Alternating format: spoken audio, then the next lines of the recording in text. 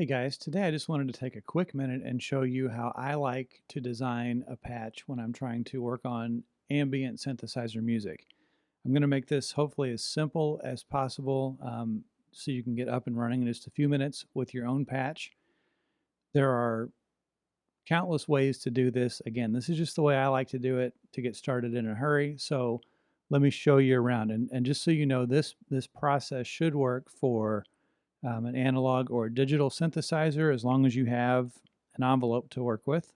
And so that's where we're going to start today. I'm using the Korg Prolog as my synthesizer. To keep things simple today, I'm only going to use one oscillator. So again, I want to make it as basic as I can so that anybody with a synthesizer can make this sound. So let's get started. Okay, so I am starting with a basic saw wave. That's what I am choosing to use for this patch. You could use any type of a wave available to you in your synth. But when you have a just an initialized patch, saw wave, this is kind of what I hear on my Prolog. So one of the keys, I think, to good ambient music is you want things that aren't distracting. So if you are sitting there and the sound is coming on, the track's coming on, and you get this, I think it just kind of pulls you out of whatever frame of mind you were trying to get into. First thing we're going to do is we're going to take the amp envelope and I'm going to just start raising the attack, and you'll hear a difference in the way the sound is introduced. So it takes it longer to reach its peak volume when you raise the attack. So that's the first thing I'm going to do, is because anytime I play a new note during the track, I don't want it to be jarring. I want it to build into that note. So now you can already hear the difference that's making.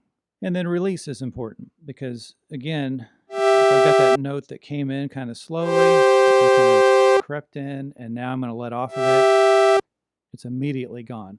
So we kind of want that same exit that we had for the entrance. So I'm going to turn up release a little. And then what we're going to get, there's the slow intro, and I let off, and then it's got this slow fade. So right away you can almost hear that this is a usable patch. And again, we only adjusted two knobs, the attack and the release. So the next thing I'm going to do is I'm going to work with the filter a little bit because in this particular case, my patch is still really bright. And I would consider that to possibly be distracting. So I'm going to use the cutoff filter, and I'm using a low pass filter here. As I bring that down, you're going to hear that high end start to roll off.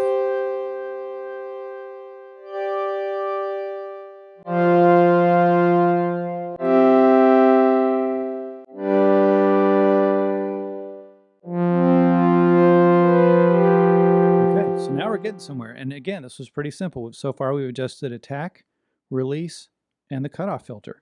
And you could adjust the attack more if you wanted it to be even slower coming in. You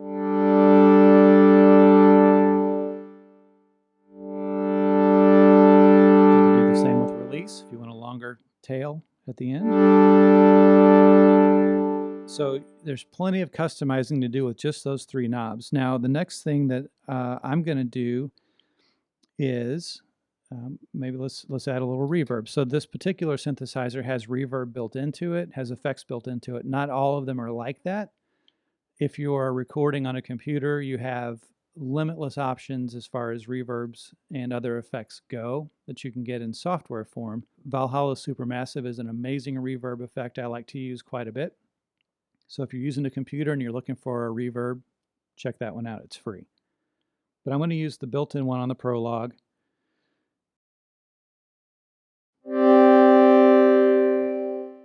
It's giving it some more of that, just that ring there.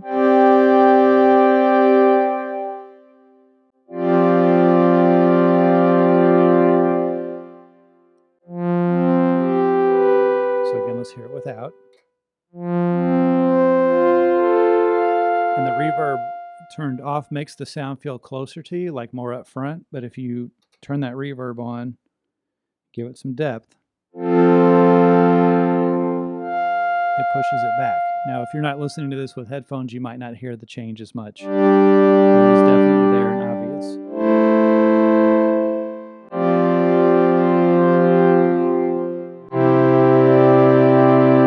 So now you're ready to write your track. That was, again, fairly simple. So again, just to recap, we changed the attack, release, we changed the cutoff filter, we added some reverb, and we have a sound that is ready to use. Try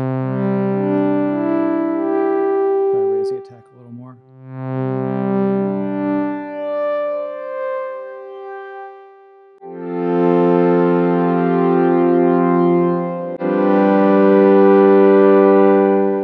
And that's all there is to it. There's a lot more you can do, to continue to develop this sound and modify it and manipulate it. But again, I just wanted this to be a look at a very simple way to get started. And then again, the sky's the limit from here. So experiment with your own sounds, experiment with, with the envelopes, experiment with extra effects. The point is, keep working, because you're going to come up with something amazing. I know you are. You're going to love it. It's going to be awesome. It's definitely worth putting in a little time to see what you can come up with. So appreciate you guys watching this. If you have any questions, let me know in the comments below. Don't forget to like and subscribe, and we'll see you next time. Thanks.